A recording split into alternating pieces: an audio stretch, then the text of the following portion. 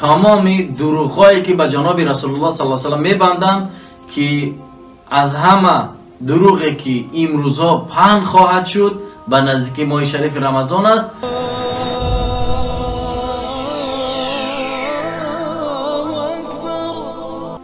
اعوذ بالله السمیع العلیم من الشیطان اللعین الرجیم. بسم الله الرحمن الرحیم. رب اشرح لي صدري ويسر لي امري واحلل عقدة من لساني يفقهوا قولي. اللهم صل على محمد وعلى آل محمد كما صليت على إبراهيم وعلى آل إبراهيم في العالمين إنك حميد مجيد.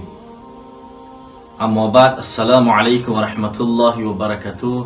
بینندگان عزیز و ارجمند، من میخواهم درباره یک مسئله و یک مشکلی و یک دروغ شاخداری که نسبت جناب رسول الله صلی الله علیه و سلم این روزها میبندند و حتی آمد ماه شریف رمضان هم هست که این دروغ ها بازم زیادتر خواهد شد. میخواهم پیش از آنی که این دروغ ها پهن شود و این دروغ شاخدار با مابین مردم نشر شود، میخواهم این مشکلی و این دروغ شاخدار را به 4 مسئله در اینجا رد کنم.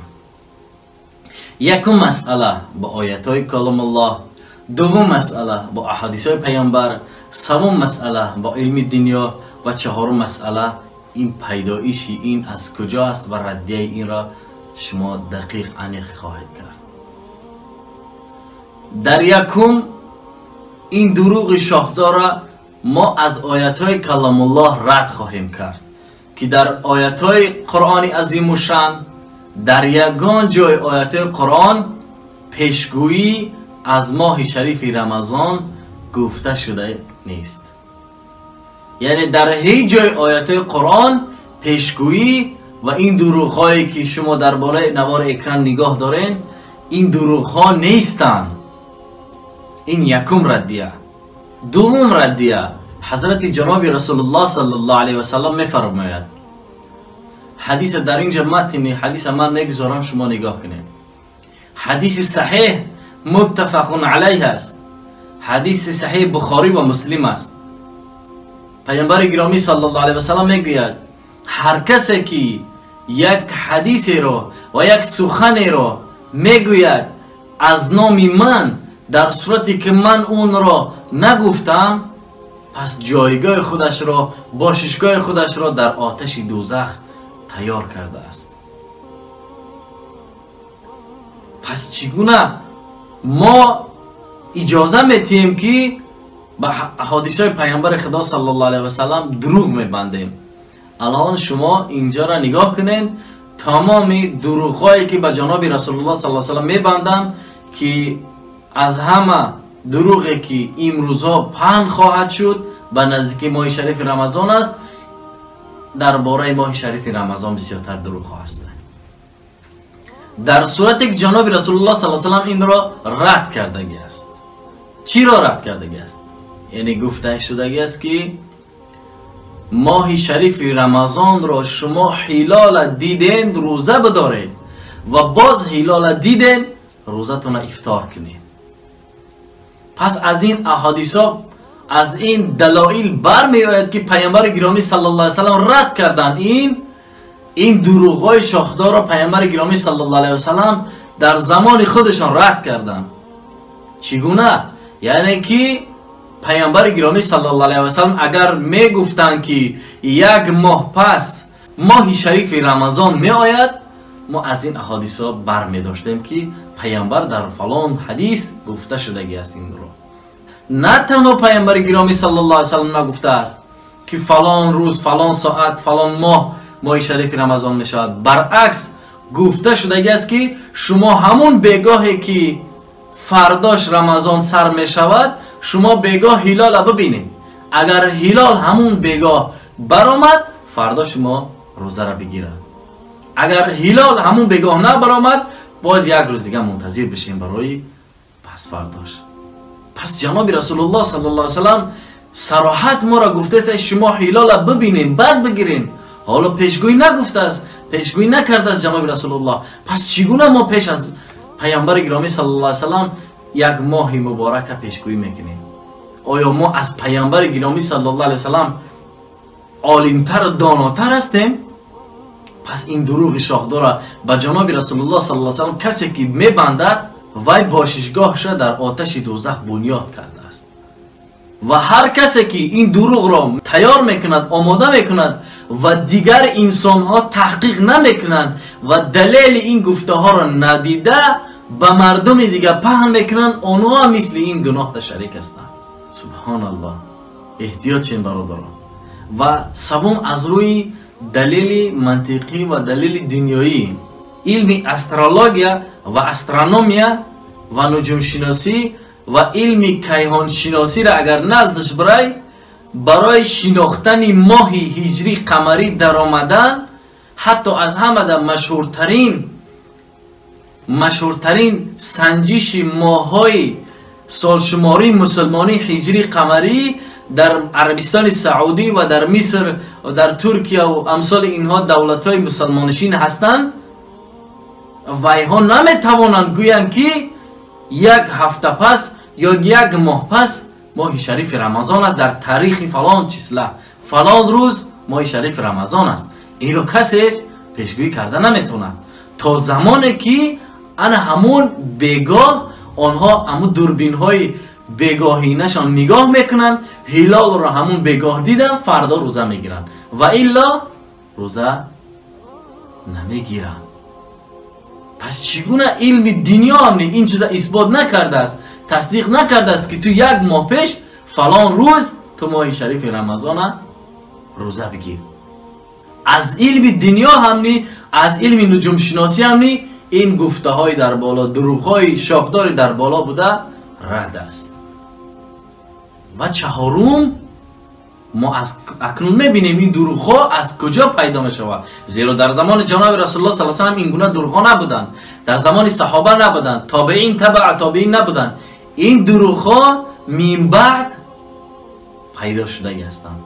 و همچنین من جای مخصوص این را به شما خوانده میتیم. این قصه خیلی دراز است، اما جای مخصوص ما برای شما پیشکش میکنم. اول اینکه این قصه یک روزنامه‌نگار پیش یک یهودی می رود و میگوید من از تو میخوام بعضی چیزها را آموزم. خلاص در رفت آموختن سخنهاش برای فتنه و برای مسلمان ها را در عقیده شان ضربه زدن از دوری، نه اینکه در داخل مسلمان ها بلکه از خانه نشسته در عقیده مسلمان ها، این در عقیده من و تو، در عقیده من و تو ضربه زدن. اینها از خانه های خودشان ضربه را سر کردن. و چگونه ضربه است الان شما منتظر باشید. شما بالا اکران نگاه کنین، من جای مخصوصی پیدا شوی این گفته ها را میگویم.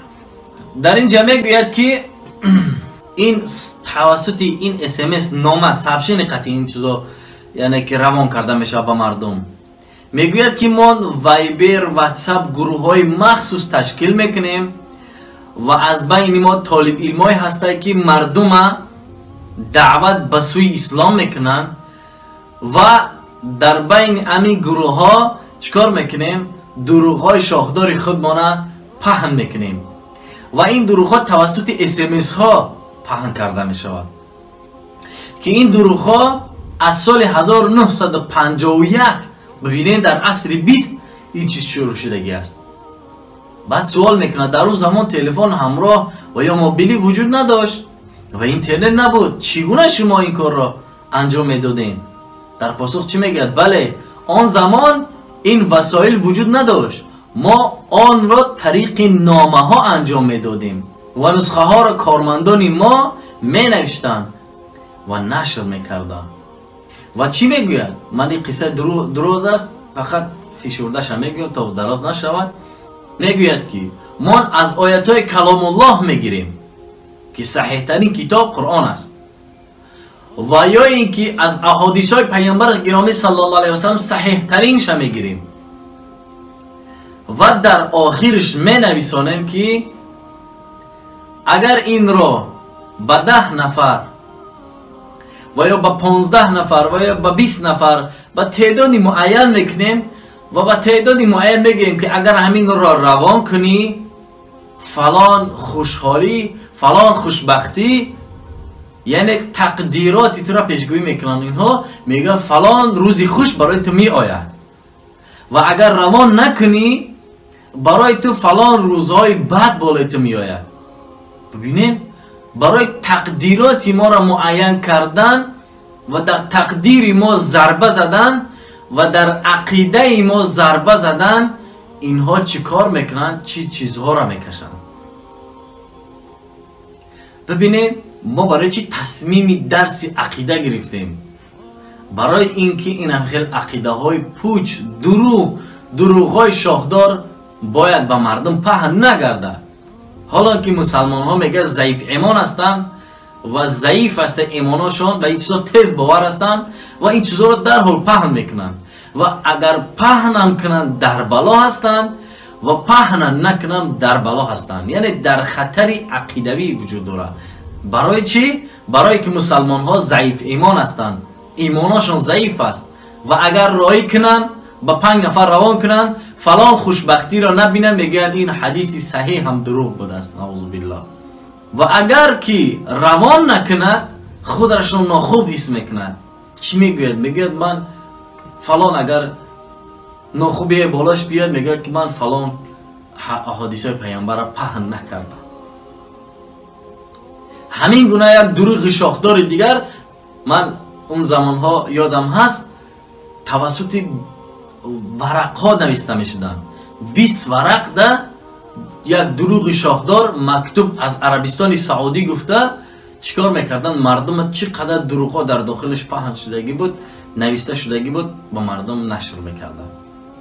حتی اون دروغ تا این حدی بود که میگفت که فلان ارتیست ایمان آورده است، در صورتی که تا حال ما اون ارتیست را در هم دینی خریستیانی دیدیستیم شد. انا همین از دروغ شاخدار. تو باید ایمانت را مستحکم کنی، تو باید عقیدت را مستحکم کنی، تو با این دروغ های شاخدار یعنی چکار نکنی؟ فریب نخوری. السلام علیکم و رحمت